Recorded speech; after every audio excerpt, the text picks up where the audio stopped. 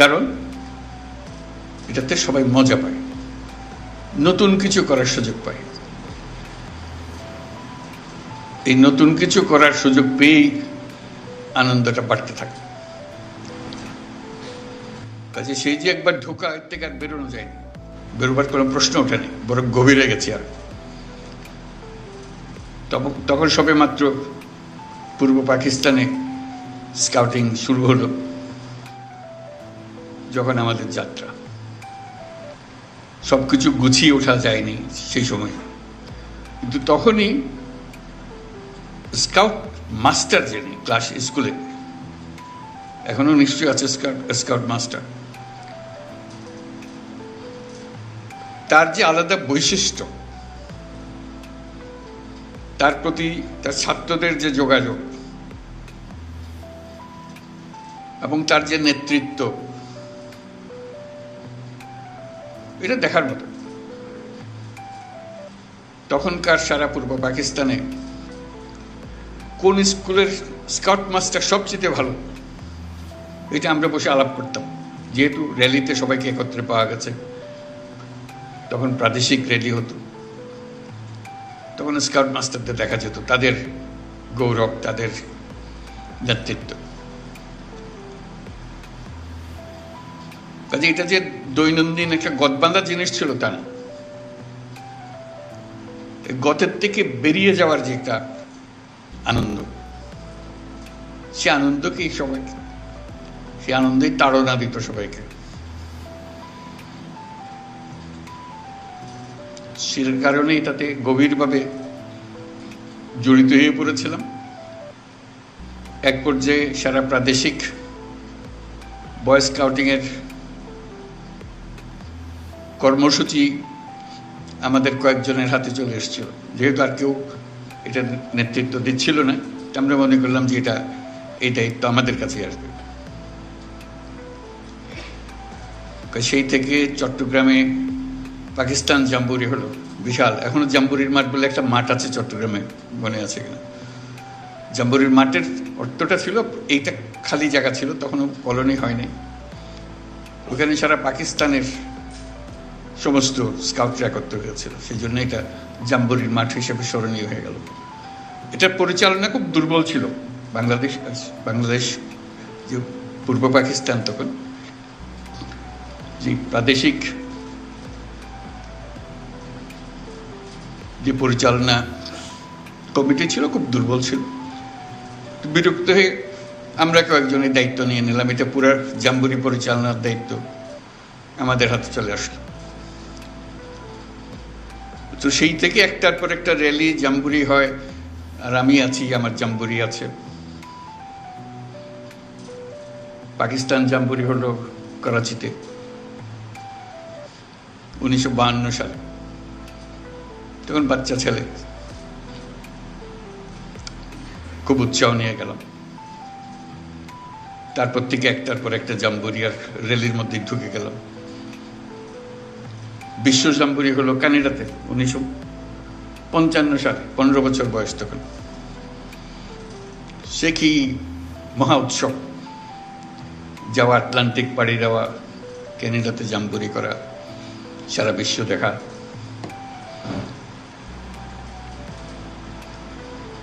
একটার পর একটা পৃথিবী উন্মোচনের পালা।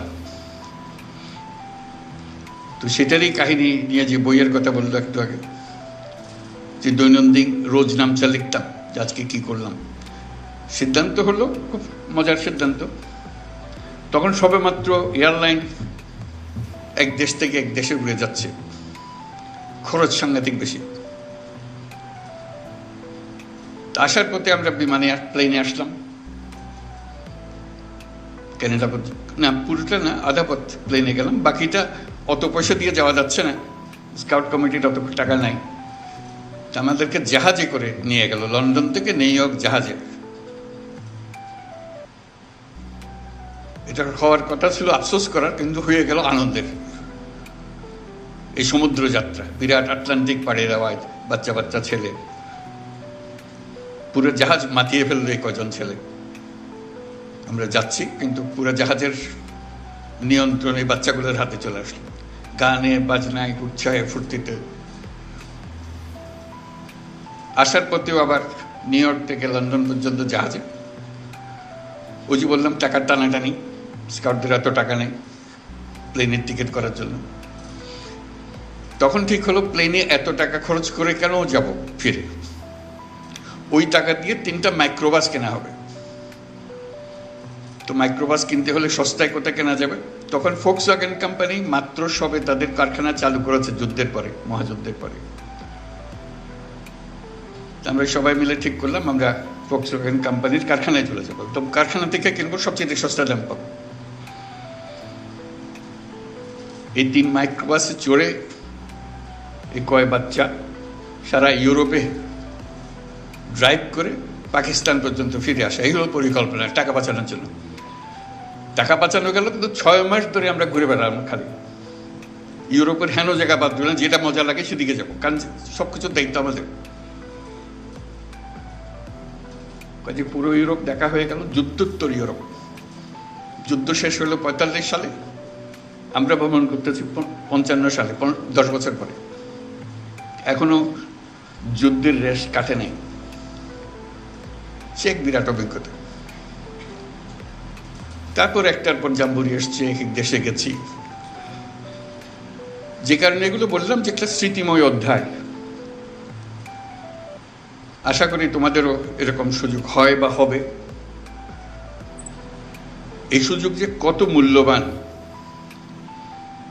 যে দুনিয়াকে দেখা, মানুষকে দেখা, অন্য দেশের মানুষকে দেখা, তাদের অদ্ভুত ভাষা, সবকিছু অদ্ভুত লাগে কিরকম বলে, সেই ভাষার শব্দ শেখা, এই বাচ্চাগুলো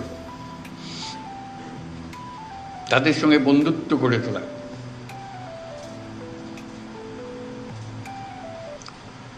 আশা করি বর্তমান যে স্কাউটিংয়ের যে কর্মসূচি, এই এলিমেন্টগুলো, এই দিকগুলো থাকবে, যাতে করে পৃথিবী আবিষ্কার করার, নিজেকে আবিষ্কার করার একটা সুযোগ তরুণরা পায়। এখানে নেভাল স্কাউট দেখলাম পোশাক পরা, তাতে মনে পড়লো ওই স্কাউটিং করে মনে হলো কি একটা যেন বাদ পড়ে যাচ্ছে। আমি চট্টগ্রামের কলেজের স্কুলের ছাত্র, একবার দেখলাম একটা স্কুলে তারা এয়ার স্কাউট, না এখানে না, করাচিতে দেখে আসলাম এয়ার স্কাউট। তা আমরা ভাবলাম যে আমরা এয়ার স্কাউট হবো, প্লেনে চড়া যাবে। তখন ক্লাস 8-এর ছেলে, তো ধরাধরি করলাম যে আমরা এয়ার স্কাউটের একটা ট্রুপ করবো। সেটার থেকে আমরা এয়ার স্কাউটের একটা ট্রুপ করলো, প্লেন চালানো শিখবো।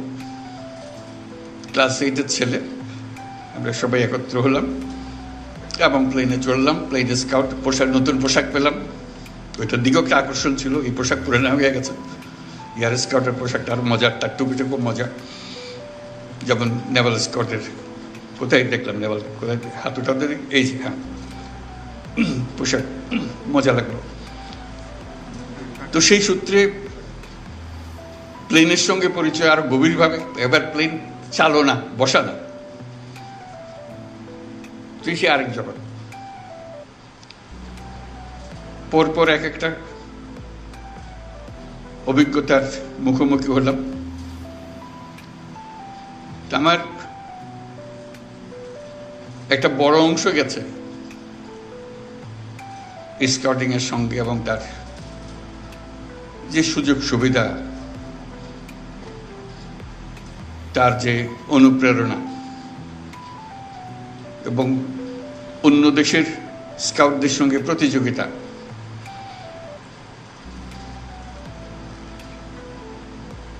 এই সুযোগটা আমাদের এই একটা কাঠামোর মাঝখানে পাওয়া যায়। আজকে তোমাদের দেখে ঈর্ষা লাগছে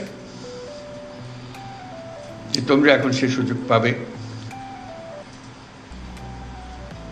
তোমরা আবার সে স্মৃতি মনে করিয়ে দিচ্ছ। আশা করি তোমাদেরও এরকম বহু স্মৃতি জমে থাকবে, এবং যে পর্যায়ে আছো সেটার থেকে আরো উপরের দিকে যাওয়া। তোমরা বলবে যে আমাদের স্কুলে এই নাই, আমাদের স্কাউট টিচারকে পাই না, বলবে, সব কিছু হবে, অভিযোগ থাকবে। তা আমি যেটা বোঝানোর চেষ্টা করলাম,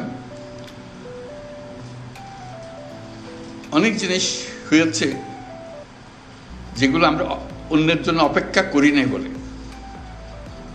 আমরা নিজেরাই ব্যবস্থা করে ফেলেছি, এবং সেই ব্যবস্থা টিকে গেছে। প্রথম অদ্ভুত মনে হয়েছে সবার কাছে, কিন্তু আমরা টিকিয়ে ফেলেছি নিজেরা মিলে, বড়দের কনভিন্স করে সে পথ বের করে নিয়েছে। আজকে এই উৎসবের দিনে তোমাদের যারা পুরস্কার পেল তাদের সবাইকে আবার অভিনন্দন জানাচ্ছি তোমাদের সাফল্যের জন্য। সবাই মিলে একটা থালি দিই তোমাদের জন্য।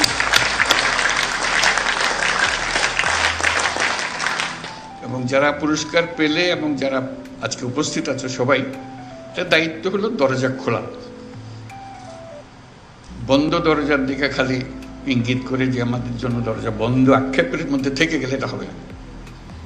দরজা খুলতে হবে, দরজা তোমাকেই খুলতে হবে। যেহেতু তুমি অনেক দূর এগিয়ে এসছো বলেই তুমি স্কাউট হয়েছ। তোমার ক্লাসে সবাই স্কাউট হয় নাই, তুমি হয়েছ। তুমি দরজা খুলতে পেরেছ, তোমার জীবনের দরজা খুলেছ, এবং তোমার দায়িত্ব হলো আর অন্যদের দরজা খুলে দেওয়া। কারণ তুমি যে দরজা খুলে দেবে, পরের জনের দায়িত্ব হলো দরজা আরো বড় করে খোলা। তুমি যদি না খোলো, এই দরজা বন্ধ থেকেই যাবে।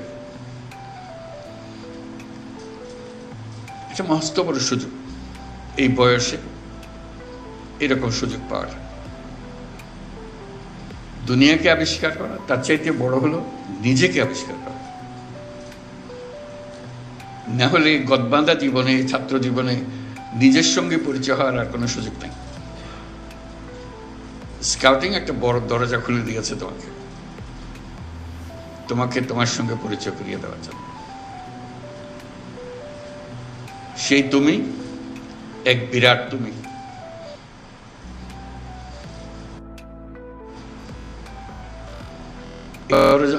এই দরজা না খুললে তোমার সঙ্গে তোমার পরিচয় হতো না।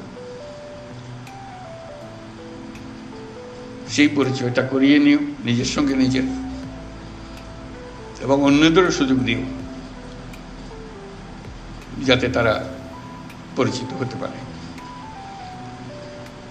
তোমরা সারা বাংলাদেশের তোমাদের বয়সী ছেলে মেয়েদের বিরাট ঈর্ষার পাত্র, ন্যায্যতে ঈর্ষার পাত্র। যেহেতু যে কোনো কারণেই হোক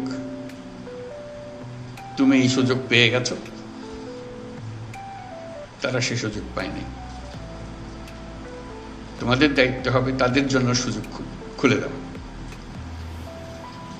যাতে করে আরো বেশি সংখ্যক এই বয়সটা খুব মূল্যবান বয়স, কিন্তু সারা ভবিষ্যৎ রচনা হবে তোমাদের এই বয়সের অভিজ্ঞতার মাধ্যমে। ঠিক আছে, সেই বয়সে এসে দরজাটা খুলে দেওয়া সবার জন্য একটা মস্ত বড় দায়িত্ব হিসেবে রইল তোমাদের জন্য। যাই হোক, আমিও তোমাদেরকে ঈর্ষা করছি, যেহেতু তোমরা ওইখানে আছো এখন। আমিও থাকতে পারলে ভালো হতো।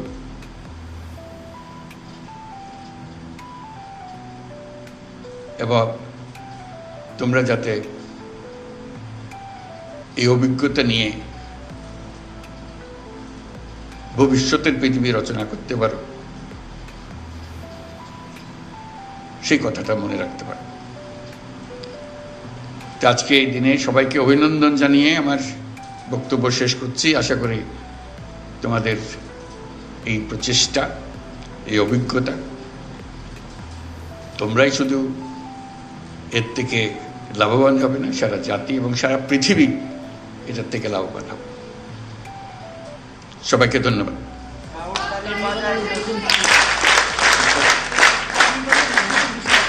বিনীতভাবে অনুরোধ জানাচ্ছি কাপ কার্নিভালের উদ্বোধন ঘোষণা করবার জন্য। ঠিক আছে, উদ্বোধন ঘোষণা করলাম কাপ কার্নিভাল। স্কাউট তালি বাজাই জোরে। অশেষ ধন্যবাদ ও কৃতজ্ঞতা মাননীয় প্রধান উপদেষ্টা, আপনার দিক নির্দেশনামূলক ও মূল্যবান ভাষণ প্রদান ও কাপ